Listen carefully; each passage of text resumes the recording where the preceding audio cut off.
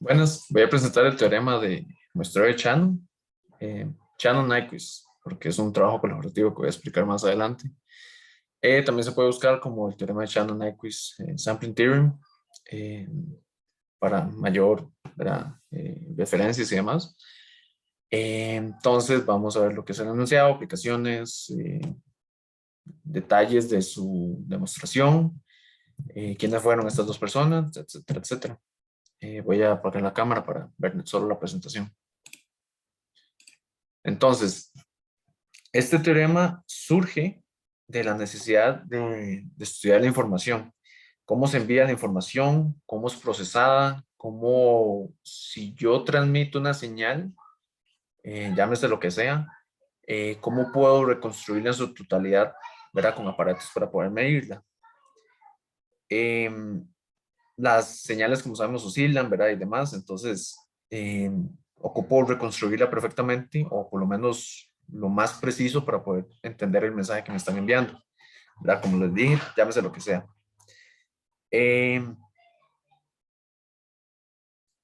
También algo que se estudia mucho o que se estudió mucho en el momento que surgió esto es cómo descomprimirla, ¿ok? Y también cuando pasó toda esta teoría de Shannon y Nyquist, cuando trabajaron esto, fue durante previo a la Segunda Guerra Mundial y después de la Segunda Guerra Mundial, ¿verdad? O durante, en el caso de Shannon. Entonces, mucha de esta información era aplicada en el momento, ¿verdad? Por lo que eran mensajes y demás. Entonces, tenía mucho sentido en el momento en el que estaban ubicados. Eh, ¿Quiénes son estas dos personas?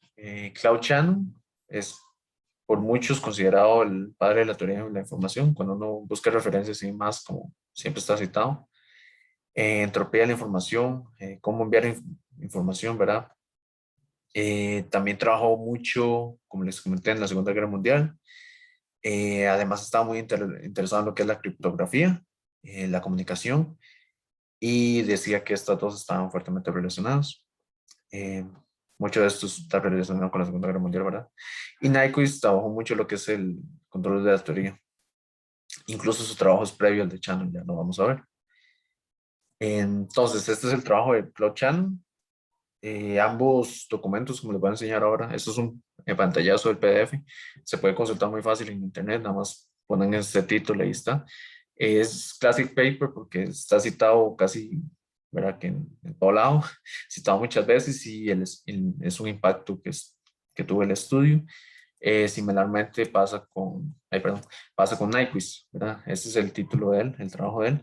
Y en ambos trabajos, a pesar de que ellos no estaban trabajando en conjunto y eran en años diferentes, ¿verdad? Porque el trabajo de Shannon fue en 1949 y el de Nyquist en 1928.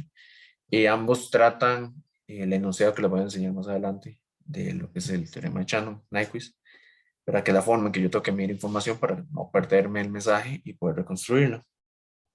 Esto es algo, hacia manera de comentarios, como lo mencionamos en clase, ¿verdad? Es el fenómeno de descubrimiento múltiple, en donde dos personas están trabajando en algo y surgen cosas similares a partir de la necesidad en la época.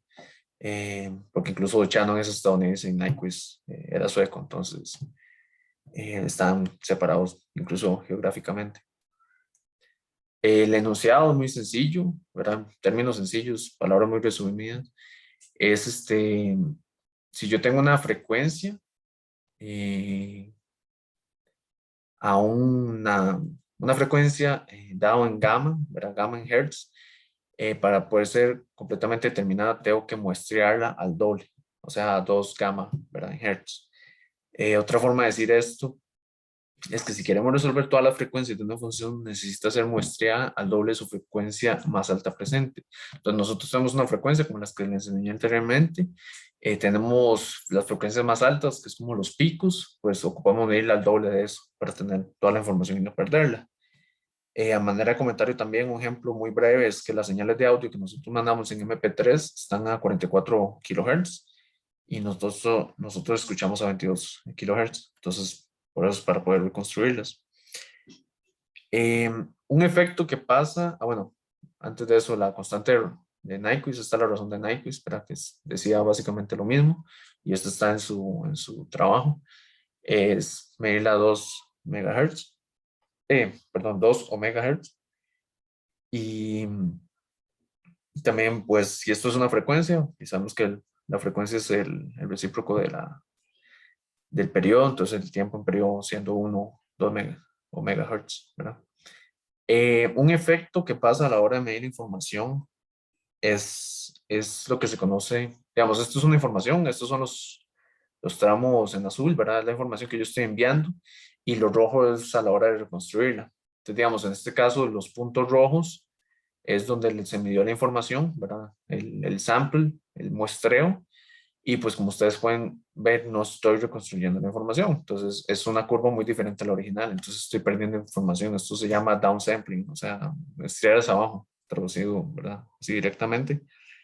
Eh, También algo que puede pasar es que yo más bien mida los picos, ¿verdad? Solo los picos, puntos en los picos, y voy a tener una recta, lo que va a tener la recta superior. Esto es pésimamente, ¿verdad? Muestreado y no es el mensaje que estoy enviando. A todo esto se reconoce como aliasing. Estoy en la palabra alias porque es un alias, una información de otra, ¿verdad? No es exactamente la información, pero es un alias, es muy parecido a. Es un problema que pasa, ¿verdad? Y por eso es que surge todo esto de muestreo. También algo interesante es que el aliasing no solo es gráfico, así como les acabo de enseñar, sino también que puede ser visual. Es como el mismo efecto de ondas y demás. Esto es un ejemplo, esto es un aeropuerto y este efecto que produce como las ondas también es un aliasing. Todo eso se conoce como aliasing. También tenemos ejemplos como más visuales también. Este es el del helicóptero que parece que está quedito, pero sus aspas sí se están moviendo, obviamente, porque está volando. Eh, Otro ejemplo también es este que encontré, que es como el de las ruedas que parecen que se están, verá que no se están moviendo, pero efectivamente se están moviendo. Como un ejemplo visual muy interesante. Entonces, el teorema como tal es este. Este es todo el enunciado. No es tan complejo y extenso, pero obviamente la sumatoria, la función y todo eso, lo que viene ahí, la función sin que voy a detallar más adelante, es más compleja de lo que les dije anteriormente.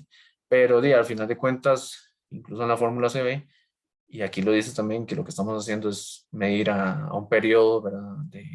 Del doble, el doble de la frecuencia, pues. Entonces se mantiene eso, solo que en palabras muy reducidas es lo que les dije anteriormente, y esto es como el teorema en su totalidad.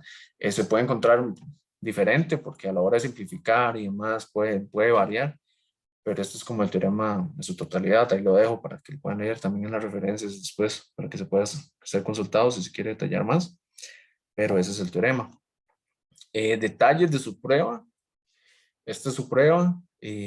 No es tan extensa, pero sí usa un conocimiento ahí previo que nosotros conocemos como serie de Fourier. Verán, algo que parte también es que un teorema que se conoce en análisis, que es que toda función acotada en un intervalo cerrado, que sea monótona, a trozos, es integrable. Entonces eso también se usa para poder sacar lo que es la integral. Fórmulas de Euler, como les dije, series de Fourier y demás, pero no voy a entrar en detalles para no hacer el tiempo del video muy extenso. Pero ahí también se puede pausar el video y ver detalladamente lo que es su demostración. Bueno, aquí está la función sinc, que es seno de x entre x, esa es la función sinc de x, perdón.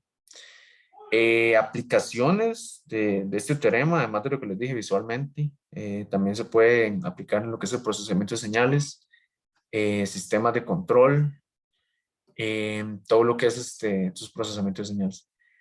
Todo lo que es compressing, por ejemplo, un zip, un WinRAR, todo eso es formas de comprimir información. Ahí está siendo aplicado. Cada vez que más se estudia, más se ven las aplicaciones en matemática aplicada. También se usa mucho lo que es optimización, estadísticas y de último dejé compress sensing porque es la rama que yo tengo que hacer el trabajo también de este curso de historia de la matemática. Y básicamente es muy interesante porque yo tengo una información, la comprimo para poder utilizar mejor los recursos, que no sea tan pesada, etcétera, que pueda ser enviada más fácilmente. Pero la envío, la reconstruyo con una función inversa a la que utilice para comprimirla y la recupero. Entonces, en lo que es información, ¿verdad? Sirve demasiado. Y eso sería lo que es el teorema de Shannon-Nyquist. Aquí al final pueden ver lo que son las referencias, por si quieren ser consultados, perdón. Y eso sería. Muchas gracias.